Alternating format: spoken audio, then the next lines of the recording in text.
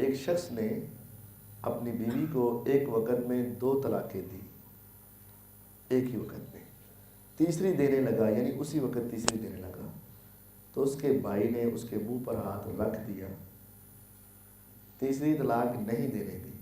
تو اس کے بارے میں کیا حکم ہے؟ یہ نہ سمجھ لیں طلاق کا مسئلہ، ایک وقت میں صرف ایک مرتبہ کہہ دیا نا طلاق تو ہو گئی۔ لوگوں کے ذہن میں یہ بات ہے کہ جنی واری 3 واری نہیں نہ کہنا طلاق پوری نہیں ہونی، کہتے اگر ایک بار کہنا طلاق ہی اہلے سٹارٹ ہوئی ہے، 2 واری کیا ہے پھر وچکار پہنچی، 3 واری کہا کہ ہون پوری ہوئی، یہ سمجھتے یہ گناہ ہے۔ 3 مرتبہ 2 مرتبہ کھڑے کھڑے طلاق دے دینا گناہ ہے۔ اصل طلاق کا طریقہ کار یہ ہے کہ ایک مرتبہ کہے میں اس کو طلاق دیتا ہوں، یا کوئی بھی لفظ تجھے طلاق ہے، تینوں میرے والوں طلاق، ایک مرتبہ کہے گا طلاق ہو جائے گی بس، لیکن اس کے بعد واپسی کا دروازہ کھلا رہے گا۔ اگر 3 ایام سے پہلے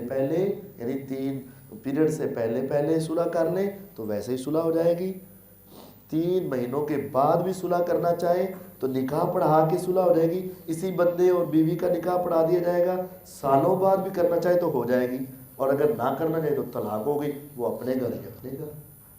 اصل طریقہ یہ ہے۔ لیکن اگر کسی نے ایک وقت میں 2 واری 3 واری 3 واری 6 واری 10 واری بھی کہہ دی تھی تو پھر ایک ہی ہونی، انہیں منہ تے ہاتھ رکھ دیتا، نام ہی رکھنا نا تو پھر بھی ایک ہی ہونی سی، یہ 2 کے بعد تیسری پر نہ بھی رکھتا تو کتنی ہونی تھی؟ ایک ہونی تھی۔ یعنی ایک وقت میں جتنی بھی طلاقیں دے دی جائیں وہ ایک شمار ہوتی ہے،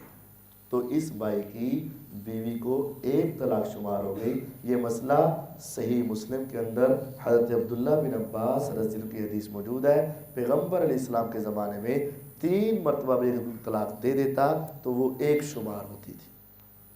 تو یہ اس نے چونکہ 2 دی ہے، تیسری روک لی گئی ہے تو کوئی فرق نہیں پڑتا، اس کی ایک طلاق ہو گئی ہے۔ اگر 3 مینسز ہو گئے ہیں تو اب نیا نکاح اسی بیوی کے ساتھ پڑھا دیا جائے گا، اور اگر ابھی وقت نہیں گزرا تو 2 گواہ بنا کے ان کی صلح کروا دی جائے، یہ اپنے گھر میں آباد رہ سکتے ہیں۔ اور یہ بات بھی یاد رہے کہ یہ جو ایک ہو گئی ہے نا، اب یہ ساری زندگی ساتھ چلے گی، اللہ نہ کرے اگر یہ کوئی 10 سال بعد بھی دوبارہ طلاق دیتا ہے تو 2 جڑیاں، ایک پرانی اور ایک وہ، یعنی پچھلی ختم نہیں ہوتی۔